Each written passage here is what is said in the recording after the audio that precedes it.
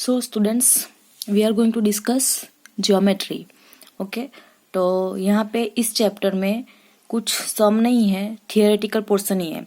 तो इसमें से मैच द फॉलोइंग और फिलिंग द ब्लैंक्स करना है. तो फिलिंग द ब्लैंक्स में से टिक द करेक्ट आंसर भी आ जाएंगे. ठीक है, तो यहाँ पे मैंने दे ही दिया है कि इस चैप्टर में से एग्जाम के लिए कौन सी इंपॉर्टेंट चीज़ें करनी है. इसमें सम नहीं काउंट करना है, सिर्फ थियोरेटिकल पोर्शन ही है, तो वो ही करना है. तो यहाँ पे देखो पहले मैच द फॉलोइंग.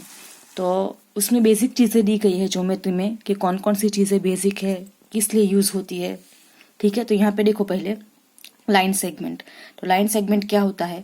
जिसका स्टार्टिंग पॉइंट भी होता है, एंडिंग पॉइंट भी होता है. ठीक है, तो दो पॉइंट को ज्वाइंट करके जो लाइन बनती है वो क्या है? Line segment. ध्यान रखो एरो नहीं होता. ठीक है, स्टार्टिंग पॉइंट एंडिंग पॉइंट दोनों होता है. अगर आपको बोला जाए कि 2 सेंटीमीटर का मेजरमेंट के लाइन ड्रॉ करो, तो आप स्केल से ड्रॉ करते हो, तो वो लाइन सेगमेंट है, लाइन नहीं है. ठीक है, एरो नहीं है, इसलिए वो क्या है? लाइन सेगमेंट, जिसका स्टार्टिंग पॉइंट एंडिंग पॉइंट दोनों पता होता है. ठीक है, देखो यहाँ पे फिर क्लोज कर्व. कर्व तो हमको पता ही है, जो कर्व होती है सीधी लाइन नहीं होती, कर्व लाइन होती है, उसको कर्व बोलते हैं हम. तो close curve, close curve means starting जहाँ से होता है वहां पे एंडिंग होता है, बंद हो जाती है, जो फिगर बंद हो जाती है और कर्व में होती है, तो वो क्या है? Close curve.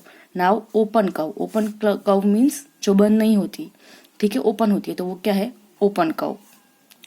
फिर है यहाँ पे डिफरेंट डिफरेंट शेप्स दिए गए हैं. तो आपको कैसे पता करना है कि कौन सा शेप क्या है? तो वो साइड्स के हिसाब से है.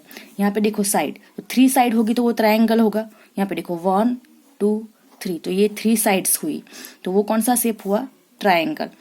ठीक है, ऐसा नहीं है कि ये ऐसे ही बनाना चाहिए. अगर आप ऐसे बना दोगे तो भी वो ट्रायंगल ही होगा. 3 साइड्स होनी चाहिए. फिर क्वाड्रिलेटरल, इसमें क्या होती है? 4 साइड्स. पेंटागन में 5 साइड्स, हेक्सागन में 6 साइड्स, हेप्टागन में 7 साइड्स, ऑक्टागन में 8 साइड्स, नोनागन में 9 साइड्स और डेकागन में 10 साइड्स. ऐसा नहीं है कि मैंने ये फिगर ड्रॉ किए हैं तो ऐसी ही फिगर होनी चाहिए. फिगर कोई भी हो, आपको साइड्स काउंट करनी है. जितनी साइड्स होगी तो उसके हिसाब से आप पता कर सकते हैं कि कौन सा शेप है. ठीक है, फिर है लाइन. तो यहाँ पे देखो लाइन में दोनों साइड पे एरो है, स्टार्टिंग पॉइंट भी नहीं है, एंडिंग पॉइंट भी नहीं है, चलती रहती, तो वो क्या है? लाइन. ध्यान रखो लाइन सेगमेंट में एरो नहीं है और लाइन में एरो है, तो ये डिफरेंस ध्यान में रखना है. पॉइंट, ठीक है, ये पॉइंट का सिंबल है. रे का स्टार्टिंग पॉइंट हमको पता है लेकिन एंडिंग पॉइंट नहीं पता है. उसका एग्जाम्पल हम क्या दे सकते हैं? सन की रेस.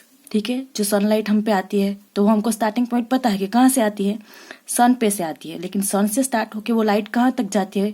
तो वो क्या है? रे. एंडिंग पॉइंट हमको नहीं पता है, तो ये रे का सिंबल है. ठीक है, फिर ये सर्कल.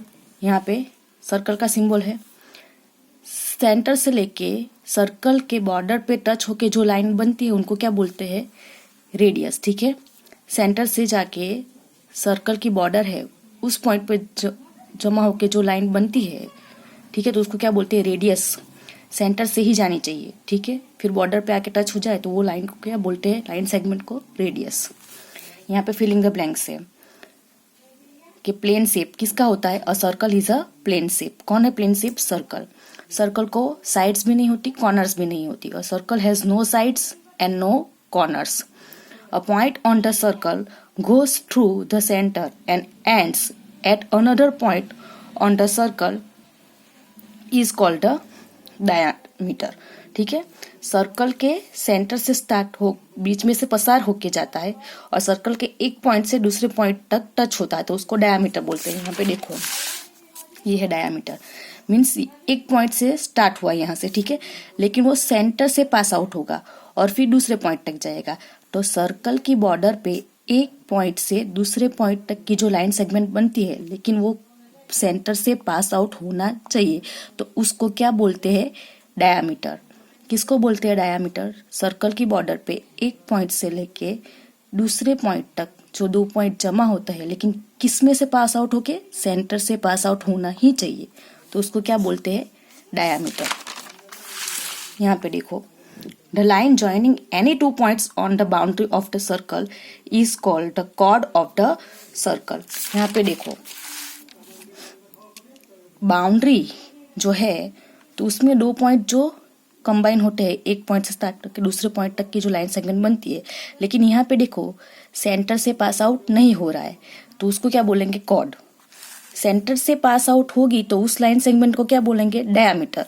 लेकिन सेंटर से पास आउट नहीं होगी, कोई भी 2 पॉइंट को कंबाइन करके बन जाएगी लाइन सेगमेंट, तो उसको क्या बोलेंगे? कॉर्ड।